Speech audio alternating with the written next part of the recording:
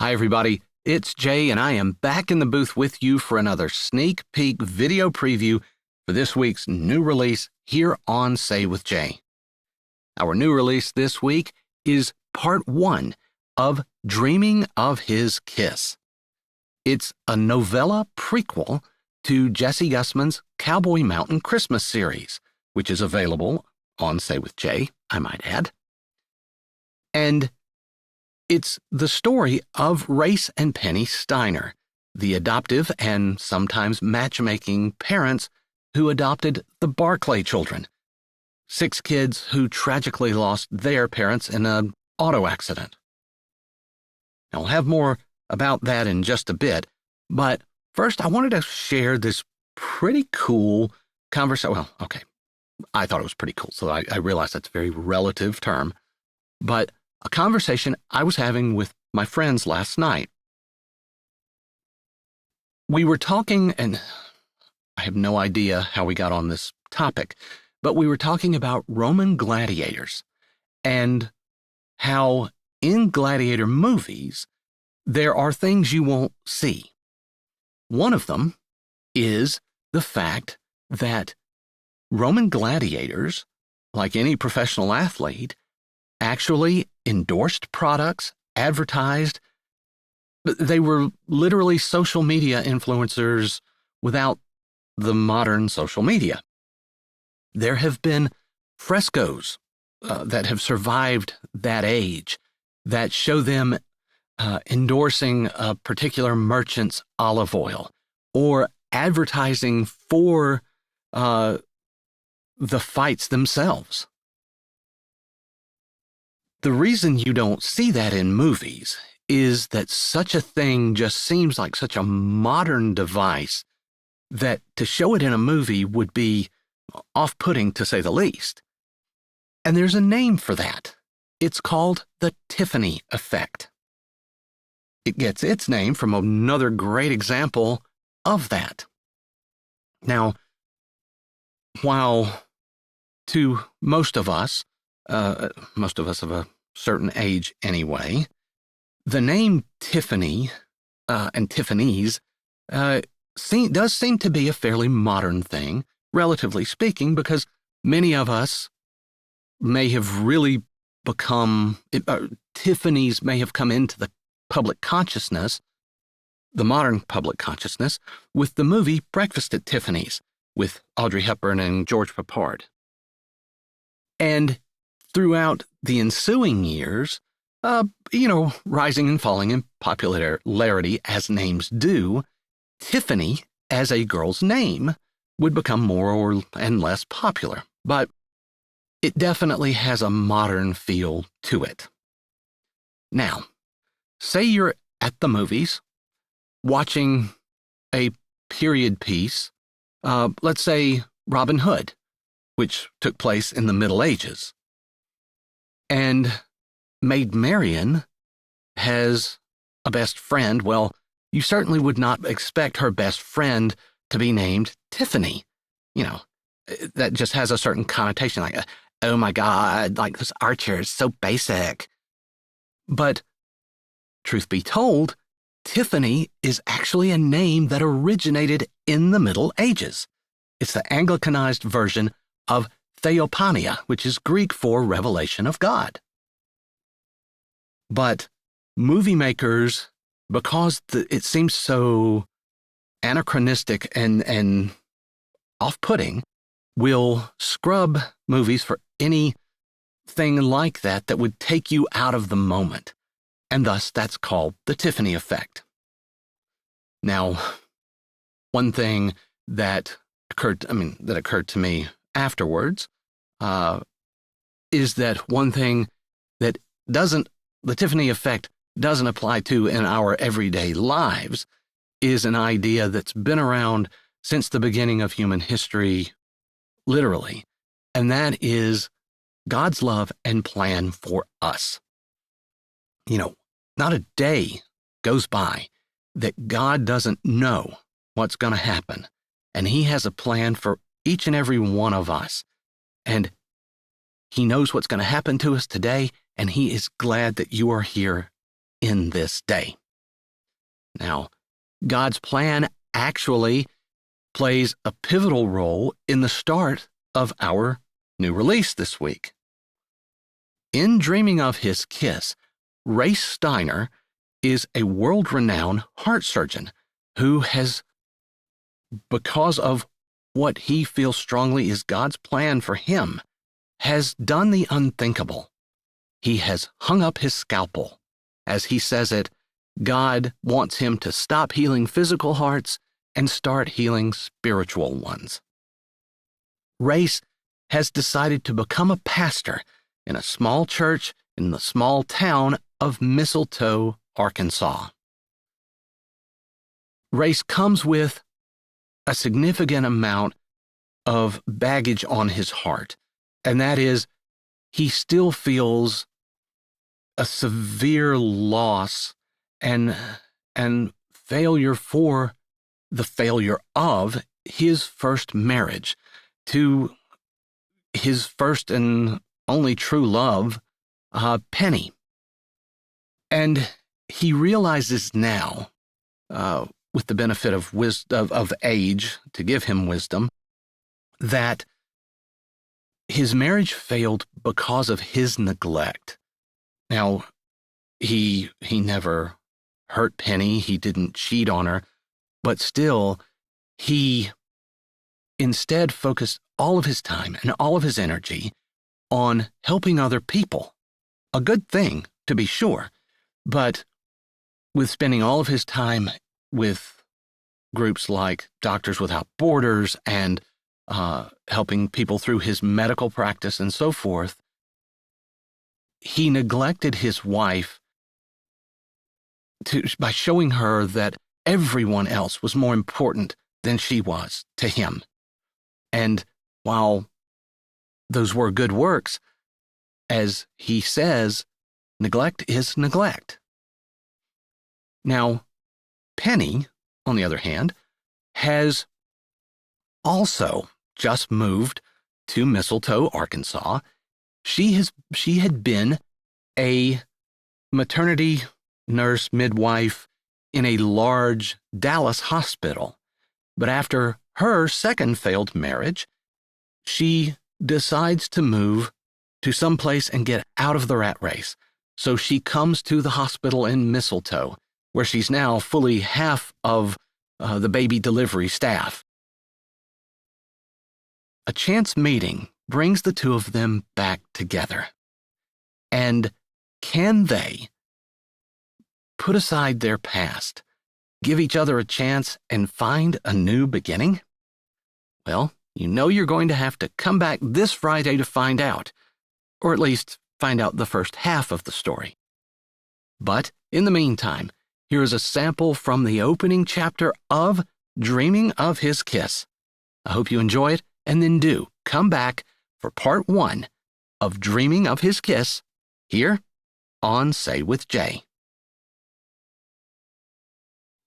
I know I've already used 2 of my chances, Lord, but I'd like a third one, please. Ray Steiner knelt at the front of the little church, his arms on the pew, his forehead in his hands. He'd spent a lot of time in that position since he'd arrived in Mistletoe a week before.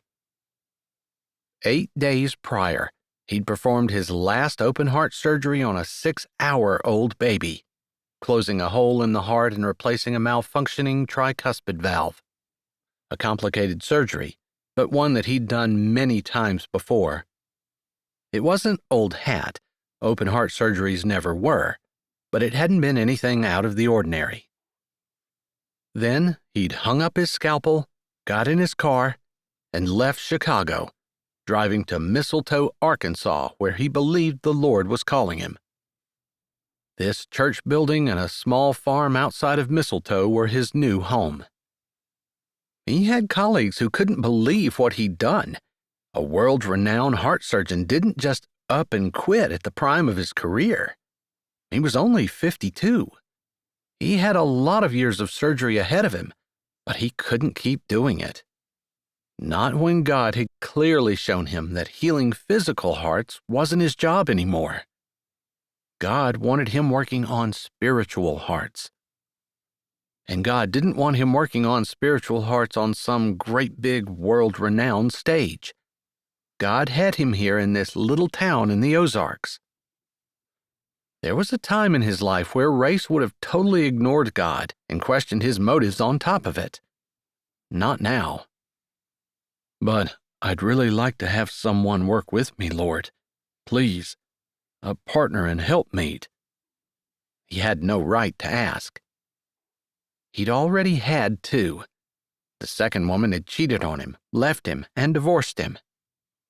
That had been the start of him searching for something more in life and what had led him to follow the Lord's leading here. The first one had been the love of his life. Unfortunately, he'd been young and thought his career needed all his time and attention. He'd not treated her right. Becoming a heart surgeon was time-consuming and arduous, and he'd thrown everything he had into it. It hadn't been fair of him to get married in the first place, even if she'd been the perfect woman for him. He'd neglected her, taken advantage of her, and put her at the bottom of every list he had. He couldn't blame her when she said she couldn't take it anymore and walked out. So, yeah, he was asking God for an awful lot. God had already given him a great love, and he'd managed to neglect her to the point where she couldn't take it, making her feel unloved because he put everyone else first. Good things. No Borders Doctors was a great organization. He performed life-saving surgeries. He had been needed and been doing a good work. But in doing so, he'd shoved everything his wife wanted aside, and basically by his actions had told her that she wasn't as important as the good deeds he was busy doing. She would have forgiven him once or twice or even 3 times. Maybe pushing her aside once or twice would have been excusable, but he'd been so blind, thinking he was such a do-gooder because of all the charity work he was doing, he hadn't realized that his charity work had been done on the shoulders of the woman he loved.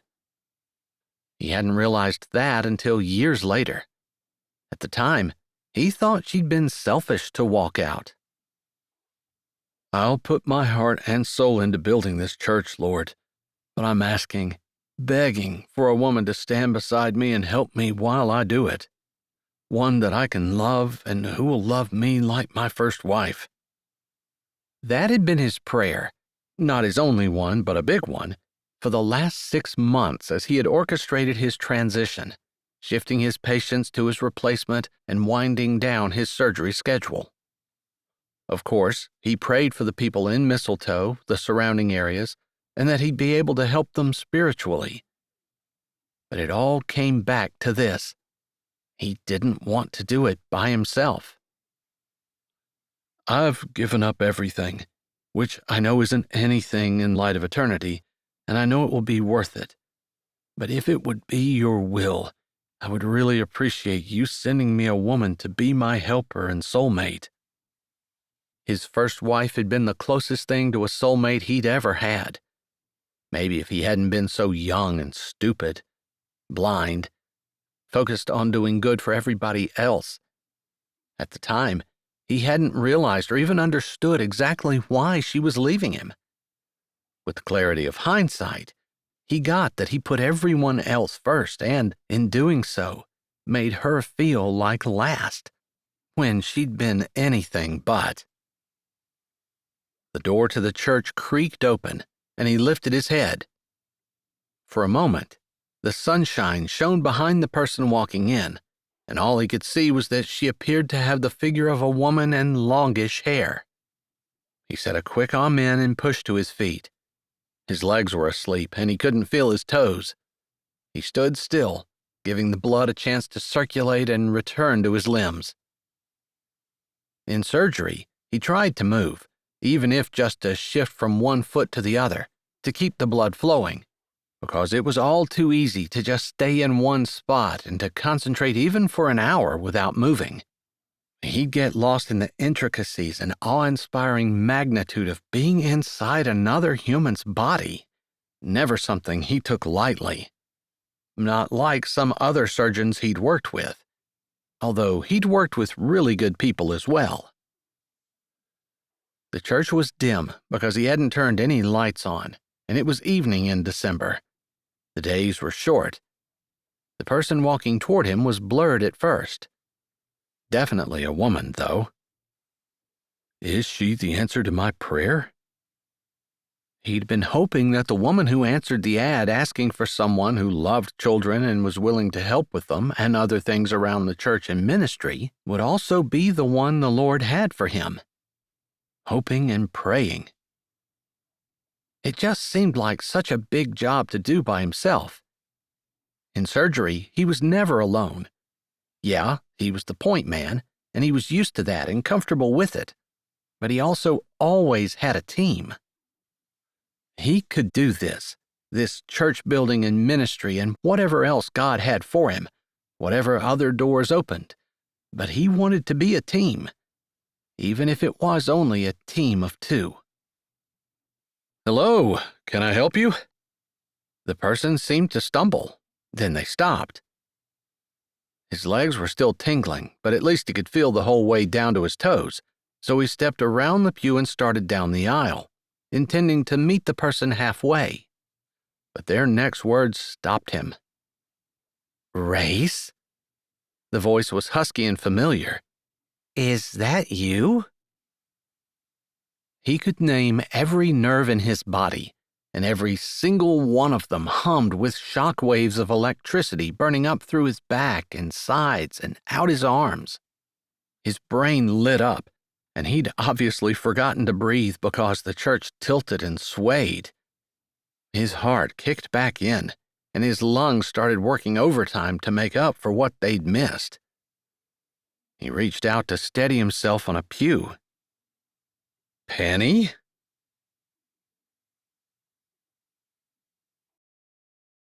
Hi, this is Jay, and thanks for listening.